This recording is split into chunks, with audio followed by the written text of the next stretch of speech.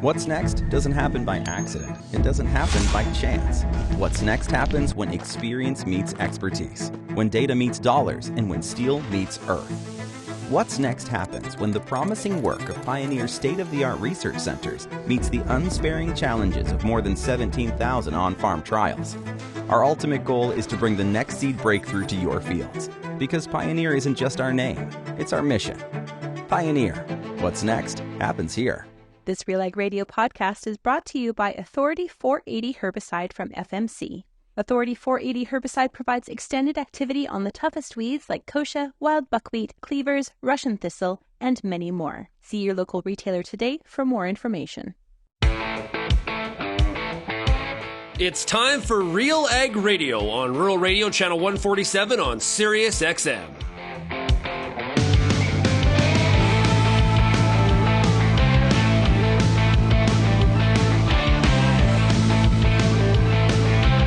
RealAg Radio and RealAgriculture.com is your home for insight and analysis of the issues that are impacting your farm business. Let's get real and get connected with RealAg Radio.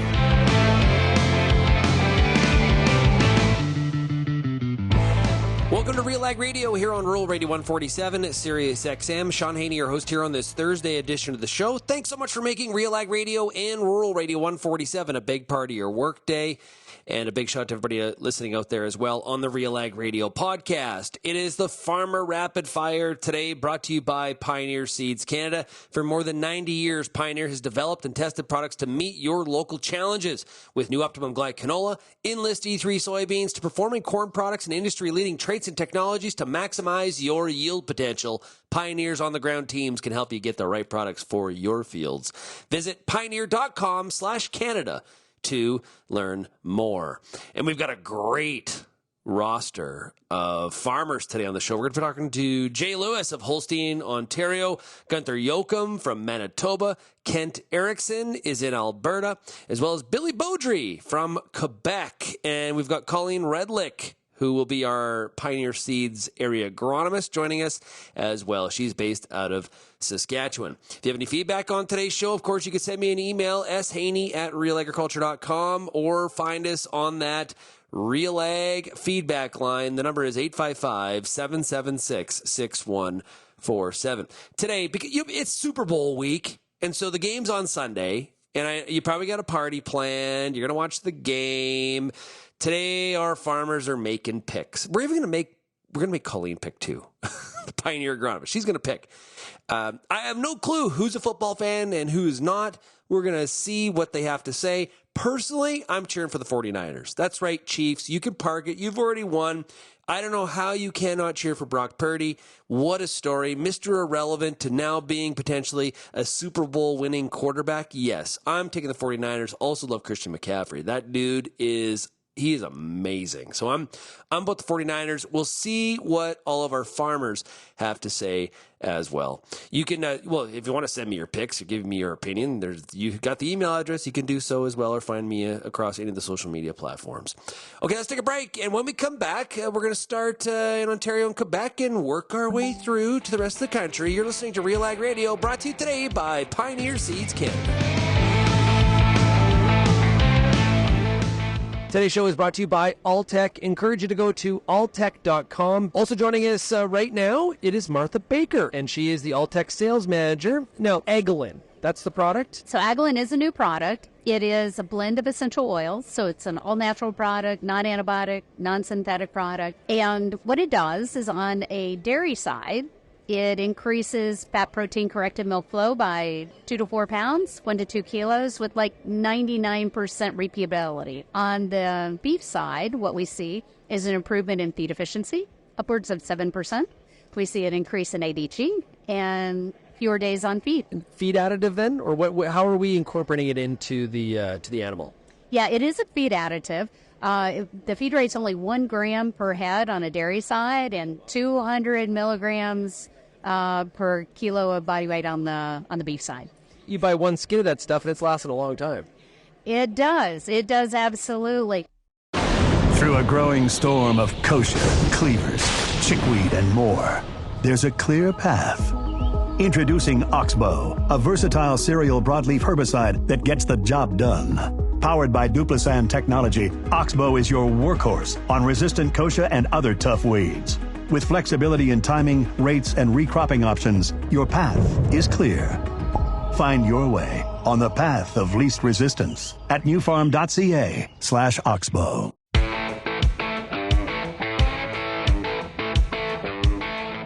And we start off this week's Farmer Rapid Fire in Holstein, Ontario. We're talking to Jay Lewis. Hey, Jay, how are you doing today?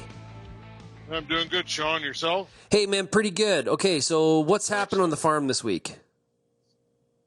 Today we're trying to finish up harvest, unfortunately, but it's going nice day for combining corn today, so it's good. And we're getting ready for Easter. It's coming around the corner with the lamb business. Working on the crop plan, trying to finalize some stuff for this summer, and just doing other farm things, I guess. Just normal livestock issues all winter. Less than ideal to be combining corn a week before the National Farm Machinery Show. What happened? Ideal, yeah. We had some corn that got froze at the end of in September. And it was pretty wet at harvest, and I don't know. The harvest just seemed to back up on me last fall, and we couldn't get the corn off before it snowed too much. So we just left it, and we got a window here to come and get it. It's dropped about 12 or 14 points from where it was, but by no means is it dry yet. But I don't know. And maybe just too much work at the wrong time. Maybe just too much work at certain time of the year for us. Yeah. What kind of shape is that corn in? It looks good. Yeah. Standing nice and straight. It's good. Actually, it's nice. Seems to be good quality. Doesn't seem to be not a lot of mold in it. So I think it's early enough. It's okay. Yeah. And it's been a very open winter. I mean, we don't have any snow right now. So. That's probably the most concerning part about what's going on right now. Well, there's always something else concerning, but the lack of snow in my area, it could present a major problem for us for this crop year if we don't get some somewhere. Yeah, it's unusual, right? Very concerning, I guess. Like, we should have a foot of snow right now, and we don't. I mean, there isn't. Yeah, the ground's not white anywhere, so. Yeah. I don't know. Yeah, well, hey, unfortunately, you have lots of brethren there, lots of peers that are saying the same sort of thing. So hopefully this reverses. And I know it's frustrating as you're trying to wrap up the 23 crop right now. How is planning going for the 24 crop? You know what? At least you're not going to. It's going to be fresh in your mind, I guess. What happened last year? Yeah. Yeah, planning the 24 crop, finding profitability in what we have to do is going to be same for everybody. It seems like a bit of a struggle, but beans are going to be a favorite, I think. And by the looks of it, probably beans and potatoes, and that'll make a majority of our. Well, it's going to be pretty heavy. The crop rotation might slide a little bit to the side in certain circumstances this year, but I don't like doing that. I believe in my crop rotation. I believe in that cycle for the betterment of the farm. But I don't know, the mighty dollar might win this time, I guess. When you look at the profitability between corn and beans, how much of a difference is there right now? Beans are winning handedly. Yeah. Yeah, for us they will be anyways. We grow IP beans. Oh, well, I would think in any beans. Corn's just not I don't seem to be able to reach the plateau level in the corn yield to get the profit I need out of it. We seem to have maxed out our yields for whatever reason, and we're not reaching our yield goals anymore. I'm not sure.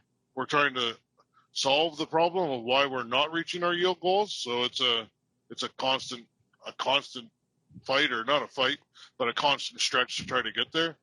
And corn can yield its way out of a loss. I mean, that's what we say, but it hasn't did that for me in the last 3 or 5 years. It's been pretty consistent. It seems to have topped out a bit. And when we can't get that spike in yield, the soybeans have been very consistent, and we know what we're going to get.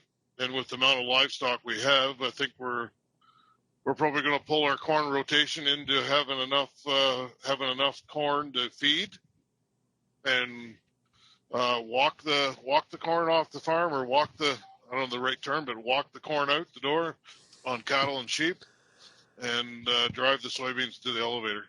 Yeah, I believe is what's going to happen for us. Okay, well, you mentioned Easter's approaching, and that's obviously prime time for the lamb business. How are things going in the beef operation?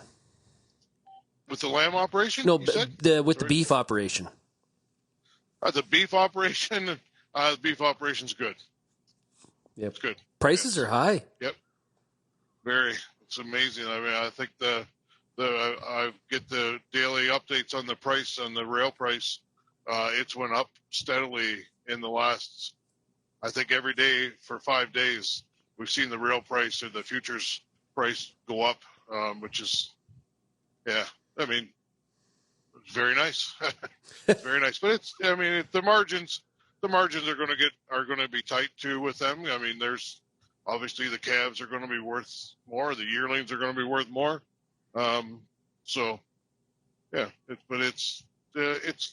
It's been a good business for the last 18 months. For sure it has been. Yeah. How about the lamb business? Yeah. The lamb business right now is strangely high. It'll sound, when I say that, it seems strangely high. I don't know how the 100-pound lamb and down can be at the market that it's at the market level it is at, for the 100-plus pound lamb, the 100 pounds and plus lamb to be at the market level it's at. They don't support each other. And the big lambs, like the big 120-pound lambs finished, my guys tell us that that's the support level we're going to receive. So it's making the feeding lamb business very, very difficult to put a pencil to it right now. So, but the guy that has his ewes and is feeding out his lambs to feed through, if he's marketing lambs right now, he should be very happy with what's developed in the lamb market. Okay, Good. so are you going to be down at National Farm Machinery Show next week? No, sir, I'm not going down this year. You'll be combining, probably. No, we're going to be done combining tomorrow, I hope. But, okay. No, a bunch of our employees are off or on holidays this year in February, so that means I get to stay home and look after the ship, I guess. Well, that makes me sad. We're not going to be able to have a beer, Jay. That sucks. Okay, next year. No beer this time, no. Next year we'll do that. Next year, for sure. Hey, on Sunday, it's Super Bowl. We got 49ers and Chiefs. Did you give me a pick? Who are you cheering for? I'd like to see that Brock Purdy win the Super Bowl, yeah. I'm there. And he'd be able to buy a new combine. For his girlfriend's family. That's right. Yeah, that's right. Yeah, exactly. Yeah. Besides, they say he can't afford his rent right now. So if he wins the Super Bowl, he'll probably get a pretty big bonus. I would think so. Maybe then they'll start to believe that he actually has some talent. So I'm right there with you, cheering for the 49ers. Well, hey, Jay, thanks so much for joining us here today on the Farmer Rapid Fire. Get that combining finished, and we'll check back in with you around planting time, okay? Yeah, sounds good. Thank you. We'll be right back on RealAg Radio, brought to you today by Pioneer Seeds Canada.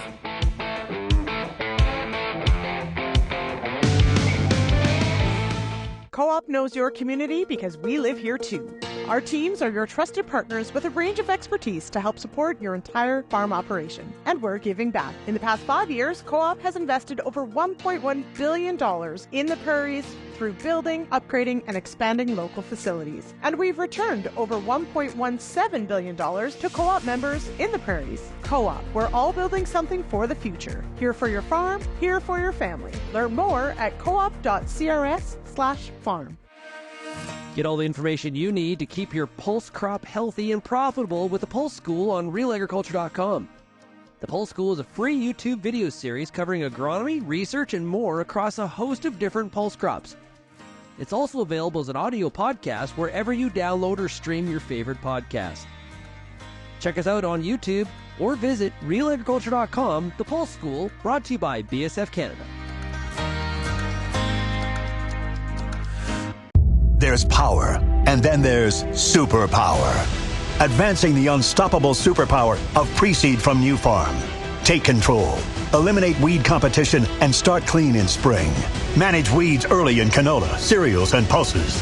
Conquer, Goldwing, Thunderhawk, and Blackhawk EVO. Convenient formulations and multiple modes of action. Add more power to glyphosate, more benefits to your burn down.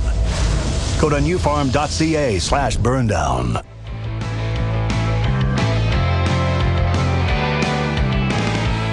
Up next, we take the Farmer Rapid Fire that is brought to you by Pioneer Seeds Canada into Quebec. And we are talking to Billy Beaudry. Hey, Billy, how's it going? It's going good, thanks. Okay, remind me, where in Quebec is the farm?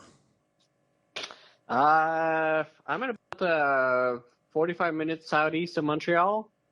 So not that far from Highway 20 that goes from Montreal to Quebec City. Awesome. And how are things going on the farm this week? What are you up to? Actually, I had a big rock there that we got dynamite 2 years ago, and we got the rocks off, and now we're just bringing dirt back, so we'll be able to make a straight field, so it should be nice. Oh, nice. Okay, cool. It's a good winter project.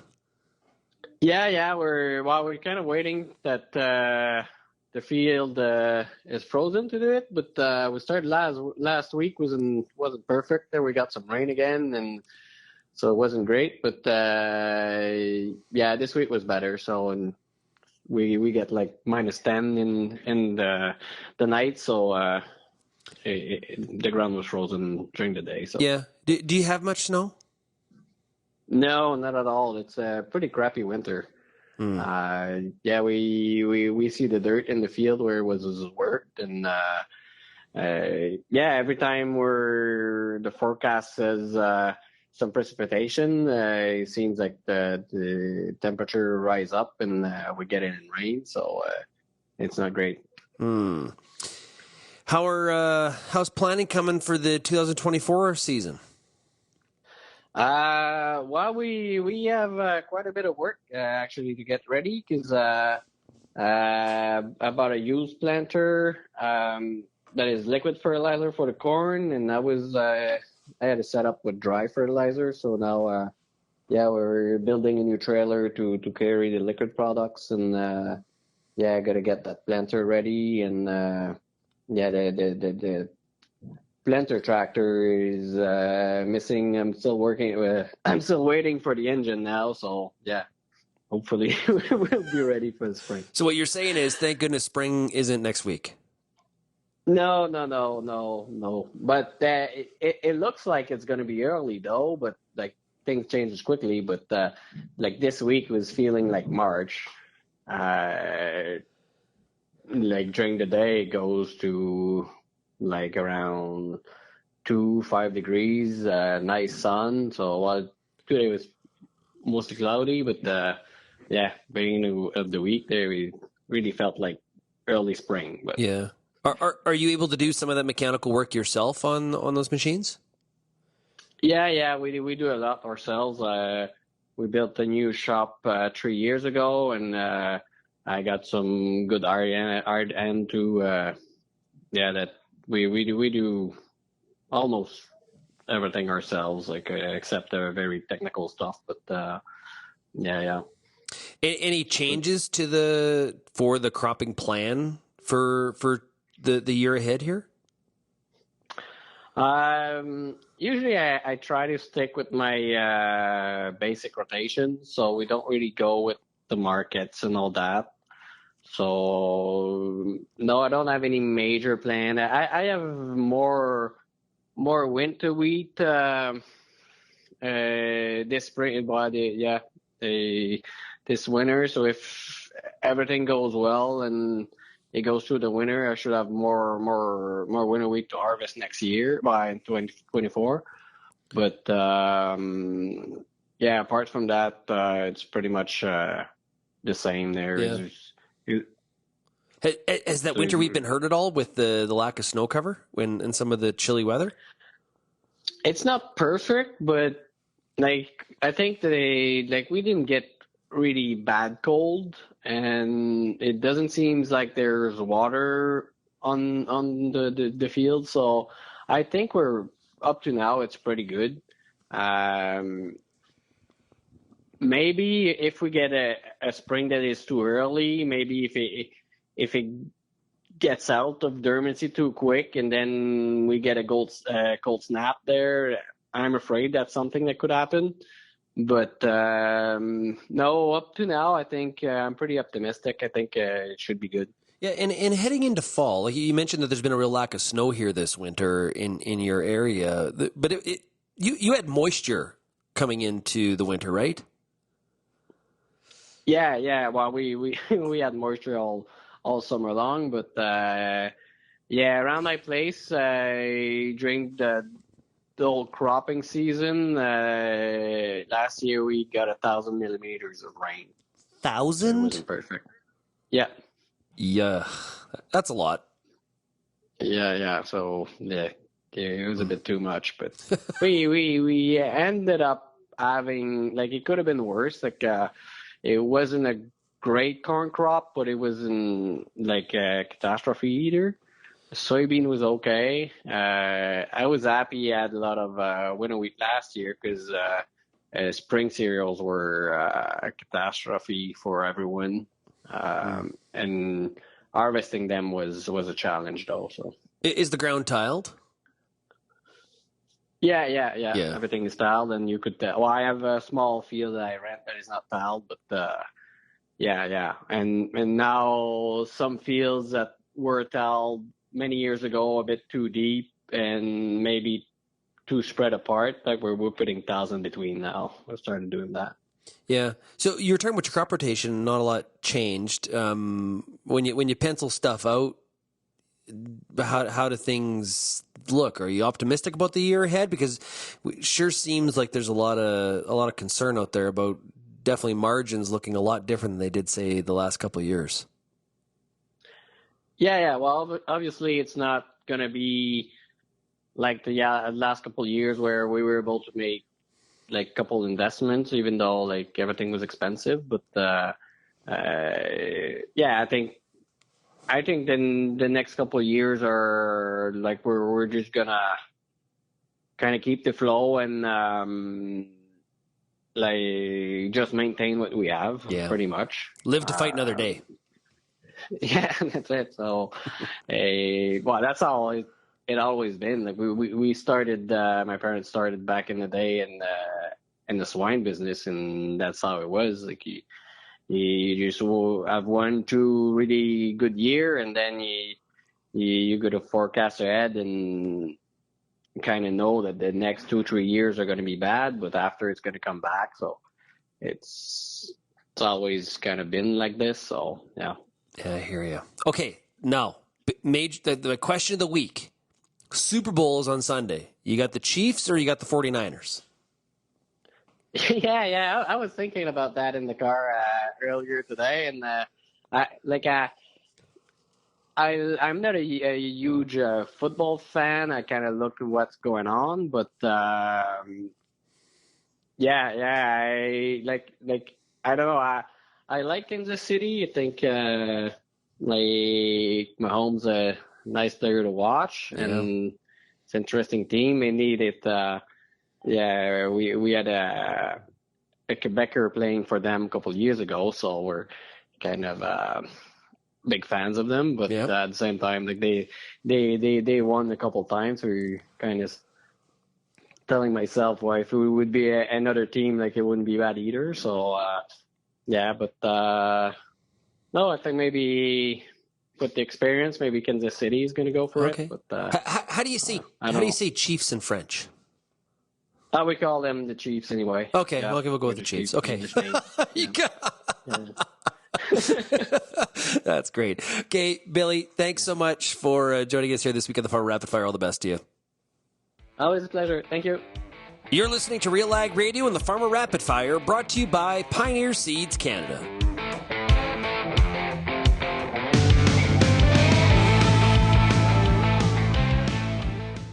If you have a growing list of questions about getting more from your fields, know that Koch Agronomic Services has an answer for every acre. With a full spectrum of nutrient management, nutrient protection, and seed enhancement options, Koch Agronomic Services offers a deep portfolio of agronomically effective products. Each designed to enhance yield potential, all available to help solve your problems. Find the answer that's right for your acres. Start by visiting kochag.ca. That's KOCH ag.ca. FP Genetics relentlessly brings innovative new seed genetics to Canadian farms, ensuring growers, breeders, and farmers are supported and viable. Being a valued partner on your farm for decades, you can expect the continuous pursuit of the best genetics. Visit fpgenetics.ca to discover FP's strong portfolio of wheat, durum, barley, oats, peas, and rye, or contact your local FP seed dealer or territory manager to discuss your certified seed strategy specific to your region.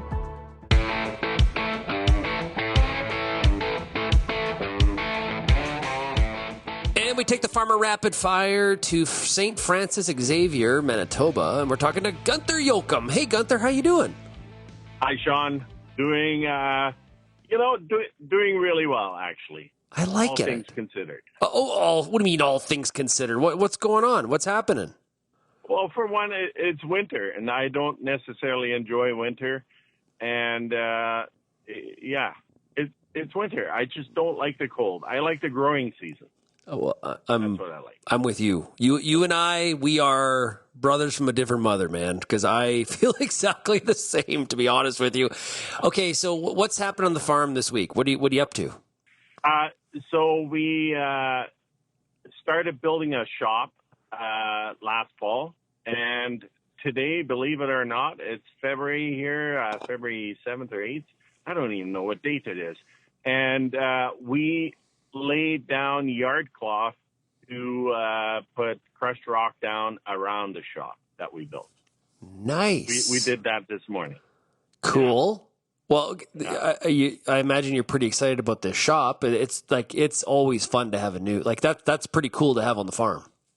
It is because I farm with my brother-in-law, and it's my brother-in-law that's building the shop at his farmyard, which we use combined as a central location. Most of the equipment is there. It all gets serviced there. And between the two of us, we have two shops that are basically too small. You put one piece of equipment in there, and then you can't move. My shop can't fit the combines. His shop can fit one combine. And you start working on it. It takes a couple of weeks to get it in shape, but then you can't use the shop for anything else, and it's not really big enough. So we bit the bullet and built a shop, and incidentally, that shop costs slightly less than trading one of our combines into a new combine. And we have two combines, so yep. It's a good investment. No, I hate the word investment because it's not an investment. An investment is a tool where you make money, right? It is something that we need and something that we can utilize properly. We have enough equipment we're not afraid to work on our equipment. And we just well then it's an investment space to be able to do it. Well, okay, I disagree. I kind of disagree with you. This is an investment because you put up some capital. You're going to you're going to be able to work on more pieces of equipment at once, not just one piece. Yes. You can do that. The maintenance you can do on your own. You're actually becoming more efficient and freeing yourself up in different times of the year to do other stuff. There's a return on that. I think this is an investment. Unless you're just going to play pickleball in it all winter. Like if it's just for pickleball all winter, then that's you're right. It's just fun to have. But if you're actually working on machinery, then it's an investment. Right. Yeah, you're right. But it's that investment thing. That's one of those words like sustainability, right? There's many different ways you can look at that. Gunther Yoakum. You can't put those two things in the same category. Come on. No, not in the same category. It's yes, you can. You can look at an investment, many different ways.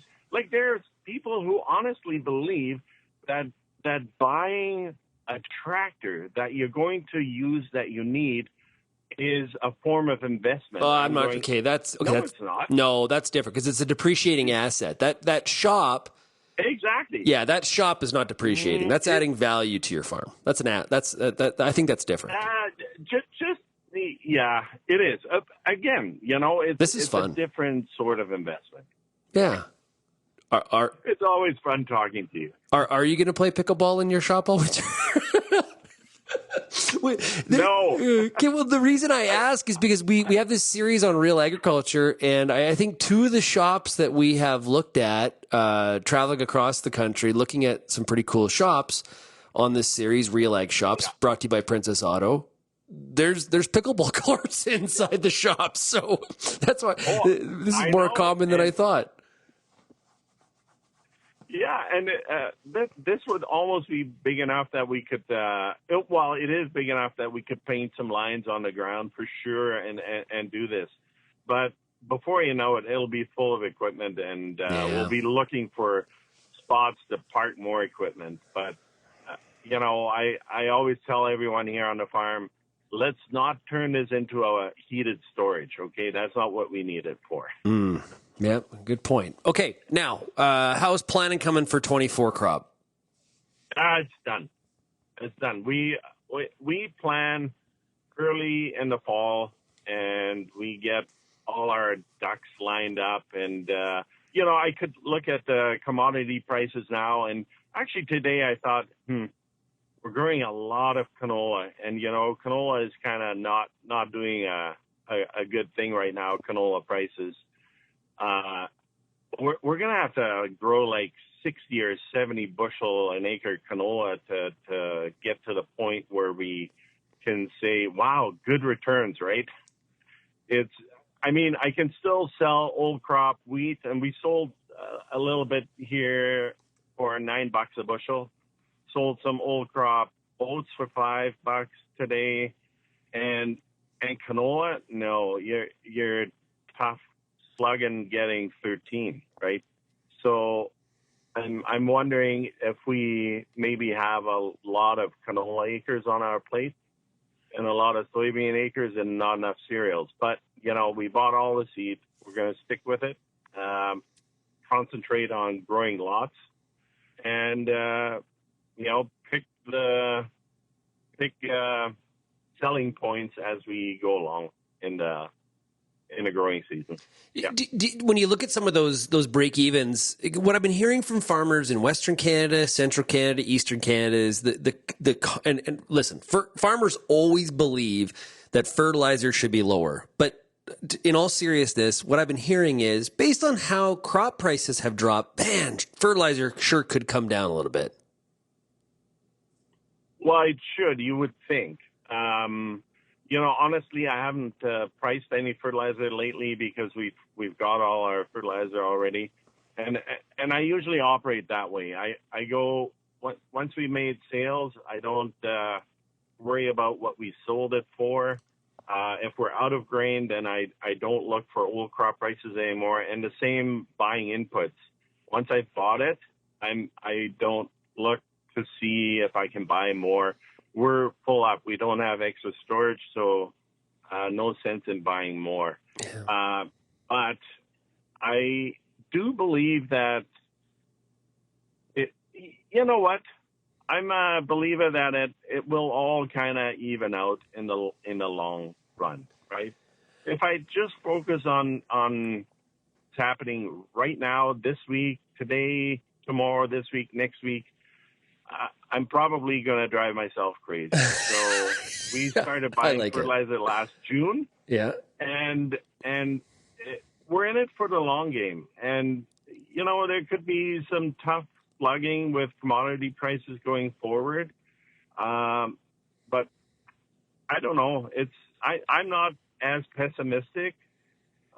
Fiona is a little bit worried, and she's picked off at herself for not maybe selling more when we should have earlier in the fall, but we're in a good position. We've got very little left to sell, so it's whatever. Yep. Well, control. Worry about what you can control, right?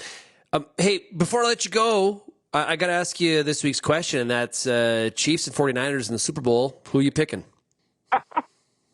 I don't watch American football. I'm sorry. It doesn't matter. Just you have two choices, Gunther. This is really easy: Chiefs or 49ers. I will pick the 49ers just because back in the 80s, I watched a little bit of American football when I was new to the country here. Yeah. And I don't know, I kind of like them. Joe Montana. Yeah. Yes. There you go. Yep. Okay. Well, it's on the record here. Gunther Yoakum's got the 49ers. There you go. Hey, Gunther, really, really appreciate it. All the best to you. Say hi to the rest of the family, and we'll check in with you a little bit closer to seeding and planting time, okay? We'll do, Sean. Thank you. You're listening to the Farmer Rapid Fire on RealAg Radio, brought to you by Pioneer Seeds Canada.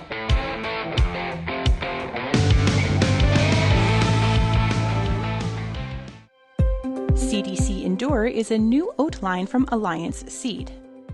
High yielding with excellent disease resistance and the quality end users ask for, all in one great oat variety. CDC Endure provides the high beta-glucan levels to make heart-healthy products like breakfast cereals.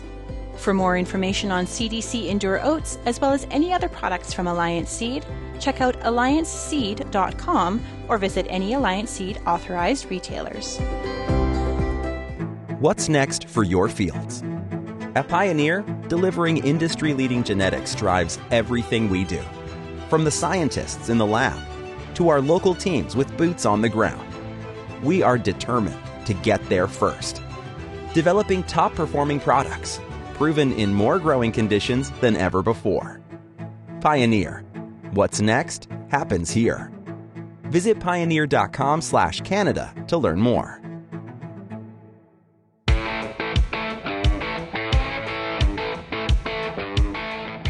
And we take the Farmer Rapid Fire, brought to you by Pioneer Seeds Canada, to Irma, Alberta. We're talking to Kent Erickson. Hey, Kent, how are you doing today? Doing great, Sean. Just kind of figuring out what tomorrow's going to bring for weather. This winter has been kind of all over the place, and doing some planning and gearing up for spring. Yeah, really up and down. One week we're living in the Arctic, and then all of a sudden it's like, wow, is it April? What's happening? And it's kind of been kind of snowy and windy and kind of all over the place this week. How is what is the moisture situation in Irma? How are you feeling about life? Well, I mean, I'm kind of an optimist by nature. I think we just had a dump of 4 to 6 inches of snow here for the first time all year. I think underneath this snow we have zero moisture. I don't think there's any kind of moisture in the ground. Like, we don't have any frost. That's what I was trying to get at. We don't have any frost. I was trying to push some snow the other day, and the wife's trying to keep me out of the yard because every time I go to hit some grass or some places that I shouldn't be, it's digging it up. So I think we need some heavy moisture, some heavy snow, or some good rain. I know a lot of the dugouts and low spots are at historic lows. I've never seen pretty much every single field in our area. Any of the low spots that are there are dry, which I've never seen in our area. We've got a lot of, coulees and some pretty good drainable soil, but we got a lot of potholes, and there's just nothing there. Man, that's... Because you're in an area that's like, this is not typical, Kent. No, we're in an area that's, it's semi-arid. We get the spring moisture. We have had dry winters. We usually go in the fall, tends to be a little dry, but there's always some sort of subsoil moisture that, the first 6 inches is dry, but there's always some supporting moisture. And just this year, we really were dry in the spring. We were a little dry coming out of winter last year. Really dry spring. We were dry for basically May and June. July kind of started to rain. It caught up. Some of our canolas really caught up. Our wheat did not for sure catch up. But we never had any big rain events or any moisture to fill dugouts. They kind of came in average. And then this fall in October, you just watched all the potholes and aquifers and dugouts just go to nothing. So, Yeah. I mean, a lot of those things, when you get heavy snow, and late March will bring that back. They bring dugouts, but the subsoil moisture is the one that's really going to be tricky. You have cattle still, right? Yep. Yeah. Yep. We run about 140 head of cow-calf. Yeah. Okay. So how are you feeling right now about your mixed farm? It's good. I mean, I never grew up on a mixed farm. We were totally grain. We had cows back. Our farm has had cows, but when my dad came home and started farming, we went strictly grain. And basically until I got married, and I guess you'd call it a dowry of cattle, we started with 10 and slowly built it up. And we do have some pasture. Was that actually the arrangement? Is that the arrangement that you made with your father-in-law? I wouldn't say it's an arrangement, but my wife actually owned 14 cows when we were married. Nice. So we had some pasture land around here and built the herd, and rather than renting it out, we basically took it on. And I fell in love with cows. I enjoy them. I think the nice thing about cattle is it spreads out some of your risk on payments. You got money coming in at different times. You can utilize some of the marginal land. It helps, with winter work. I've got kids that are getting into that age. My oldest is now kind of semi full time on the farm. It's nice. It's good to teach, your kids some responsibilities and some things like that without having to pay $1 million for a combine. You just have a tractor and a few limited things. But, So it's been good on our farm. But pasture management and grass is going to be an issue for the spring as well. So. Yeah. I was just sitting here thinking, Kent, what happened to us? 1 minute we're in university, the next minute we got kids that are in their 20s. What exactly transpired here? Right, I know. I think if we look back, we probably know what happened. I think we probably can understand where our children came from and how fast it went by. You're just kind of probably a little bit ahead of me where your kids are sitting at. We've got one coming back to the farm. And, it feels like I just transitioned.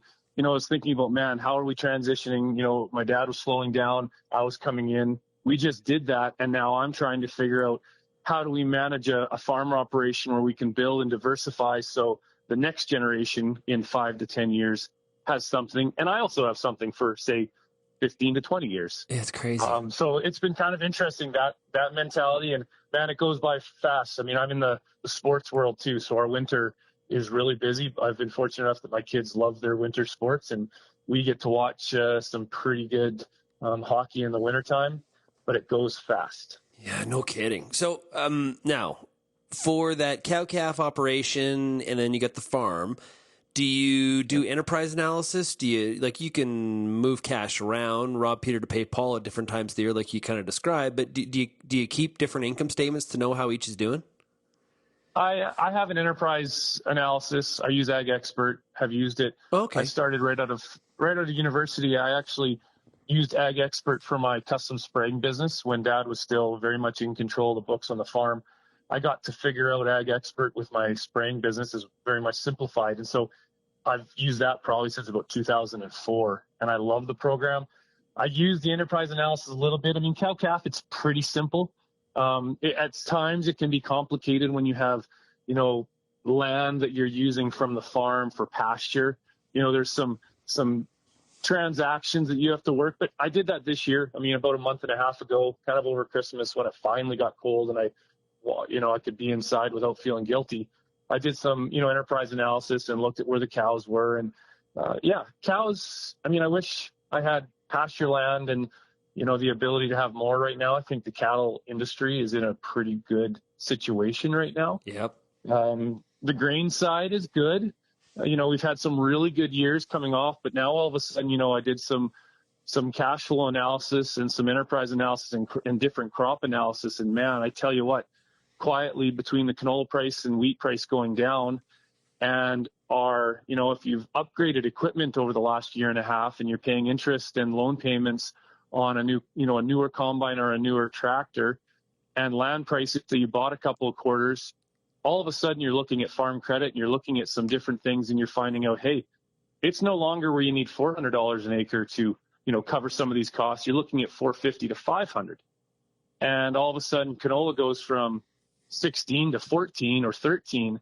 And it's crazy how much tighter grain is again. And we still have pretty decent crops historically, but everything else has just gone up and hasn't come down yet. Yeah. No, 100%. I was talking about this earlier with one of the other farmers. When you pencil it out this year, it's pretty tight, and there's some people are going to see on that spreadsheet if they're being honest with themselves. That's the key too. Anybody can plug in record yield. We're going to make a go of it, but you shouldn't do that. No. Put in realistic stuff, especially with some of the moisture condition or some of the variables out there. There's going to be some red on the screen, and that's different than it's been the past number of years. Yeah, especially with a couple of crops. There's some go-to crops that have typically always showed a little bit of green, depending on what you use for yield. But right now it's, there's some alternative crops that, could actually work pretty good on your farm if you wanted to kind of go outside the box again. Kent, really appreciate it. All the best to you, man. Yep. Thanks a lot, Sean. And we finish off the Farmer Rapid Fire with the sponsor of the Farmer Rapid Fire, Pioneer Seeds Canada. We're talking to Colleen Redlick. She is an area agronomist for Pioneer Seeds Canada in Saskatchewan. Colleen, how's it going? Oh, it's not too bad, Sean. It's we're getting a little moisture in the form of icy highways today, so that's what we're dealing with today. Yeah, winter. It's still not over. At times it's felt like it's over, and then it snaps back and brings us back to reality. You are out on a road parked on the side. Busy time of year even for an agronomist, out and about on the roads right now. Yeah, well, we're out talking to some customers, and they're happy to see this moisture. They don't care that I had to navigate the icy roads. They just want a little bit of positivity right now from the agronomists as they, look at plant 2024, and everybody's looking for some moisture and getting a little concerned, I guess, is more the vibes we were picking up talking to some customers today. Yeah, I feel the exact same thing, right? Heard it from the farmers this week on the Rapid Fire. Saw it in the results of our Canadian Farmer Sentiment Index, the results for January. Very negative tone, and not just in Western Canada, but across the country, I might add. It's just not all drought related. I think really people are, before we get into seeding and planting time, people are penciling out some of the margins on some of the crops they're growing. And, it looks differently than it did last number of years, right? And that's kind of carrying the mood here right now. And from a Western Canadian perspective, specifically where you are in Saskatchewan, we don't, I said this on a radio program in Saskatchewan earlier this week. We don't lose a crop in February, right? So you gotta be optimistic, although there are some concerns out there. That is kind of how I would sum it up. Yeah, no, I think that sums it up pretty well. That's exactly what I'm hearing too. The prices aren't going the way we wanted. The moisture deficit is becoming concerning, and year over year in the same areas, it's kind of piling on. So yeah. I think we're trying to, talk to guys about rotation, and for the most part, I guess it's a bit of a cheesy sentiment, but we've never lost a crop in February, right? So for the most part, it's kind of carry on, stick with your rotation. We are all hoping for a much better year next year and getting some moisture on these crops. Those undecided acres, I guess, like you said, that's where, guys are looking at those tight margins and looking at cost of production and trying to figure out what the best options are. Well, but Colleen, here's the thing, is that like last week I was talking to Matt Makins from Makins Weather, okay? And we've posted that interview on RealAgriculture.com. And he talked about, for Western Canada, he sees the possibility, based on some of their modeling now, of rains really coming in June. So I think that's a positive thing I'm going to latch onto. And I think it's a reminder that we can't, even though there are some barriers to success and there's some things to be concerned about, can't give up on the crop by any stretch of the imagination at this point whatsoever. Got to get that crop out of the ground the best we possibly can, given the variables of moisture that are out there and some of the conditions we're battling, and try to get this crop to June. And if Matt Makins is correct, hey, this could turn out to be a decent year, right? I think that's the kind of mentality you got to have heading into this year. Absolutely. It was, I think 2016, we had a wet year here, and I remember the talk going into that year too was, well, it's dry, and, there was a lot of doom and gloom. So you're right. If we get that moisture, we really have to look at, getting those rotations right, getting that crop set up, picking the right variety, getting the right seed treatment on so that if we do have a bit of a stressful start, we're, protecting that crop as it's maybe going to be a little slow coming out of the ground if the rain's not coming early in the season. Everybody's going to eventually start pulling their drills out of the bush. There's not a lot of snow in the bush right now, and getting those things tuned up. And, let's make sure we're doing all the right things we can with having the drill ready, having depth set, packing pressure. All those things are going to be absolutely important in 2024 to have that crop carrying through. And let's hope, and I'm going to hold on to your optimism too, that those June rains really come and feed our bumper crop. It's been a terrible winter for snowmobiling. Yeah, I think everybody with those expensive sleds is heading to the mountains, because out here you'd be just hitting rocks from where I'm sitting, so it's not looking great. Okay, now where are you? Are you in the Northwest, or where are you? So I do cover the Northwest. Some of them have a little more snow. I'm sitting today. I was out around Nacum, Watson area, and I've just got my truck parked here past the turnoff from Humboldt. So that's where I am today, kind of north central, northeast is kind of where I cover. And usually there's snow there, right? Usually more than what they have. And some of them do still have snow, but certainly this area, we're kind of closer to home for me, this Humboldt kind of area, there's not what we would typically have, and not what the snowmobilers want at all. Yeah, well, farmers either. Well, hey, this no is farmers either. Yeah, exactly. Okay, well, you know what? There's I'm keeping my fingers crossed, toes. I'm trying to stay positive. I think you got to have that attitude, and I think that's what I hear from a lot of farmers too. Is you got to be optimistic. That's kind of the nature of this industry for sure. Hey, final question for you. I've been asking the farmers. I've been putting them on the spot. I'll ask you as well. Super Bowl on Sunday, 49ers and Chiefs. Who are you picking? Did you know I was a huge NFL fan, Sean? So I actually am. I'm a New York Giants fan. 49ers and Chiefs, I kind of just want them to kill each other. I was cheering for the Ravens and the Lions, so I really don't necessarily care. I guess maybe because I like McCaffrey will pull 49ers, but it's not my year. Yeah, well, I'm a huge Chicago Bears fan, and so are my boys. It seems like it's never our year, so there's that. We're picking first in the draft again. There's that. You've had a rough go, so are you going to replace Justin Fields, do you think? Or I think they're keeping him. I think they're keeping him. I think they're trading the pick, and that's my guess. I think they're trading the pick, but I think you're in a bit of a similar situation. Yeah, we've got Daniel Jones, and I don't know if he's super duper. I don't know if he's the future of the franchise. I don't know if Justin Fields is the future of the Bears, but we aren't going to get anybody better to perform behind the O-line we have. So you gotta fix that. You gotta build a few pieces before you put on the quarterback. Well, yeah. This has been a very, very pleasant surprise here on RealAg Radio. I know when I want to talk football now. I know who I'm calling, so I really appreciate it, Colleen, very, very much. I can't help with the moisture. I'll do my best, but yeah, I can talk football. That works for me. Great stuff. Well, hey, have yourself a great week. Talk to you soon. Yeah, thanks, Sean. You too. If you've got any feedback on today's show, you can send me an email, shaney@realagriculture.com, or, of course, call the RealAg feedback line, 855-776-6147. Thanks, everybody, for getting real and getting connected with RealAg Radio, and we'll, of course, chat again tomorrow. Cheers, everybody. Thank you for downloading this episode of the RealAg Radio podcast, brought to you by Authority 480 herbicide from FMC. Authority 480 herbicide delivers outstanding control of the toughest broadleaf weeds in wheat, pulse crops, flax, mustard, and more.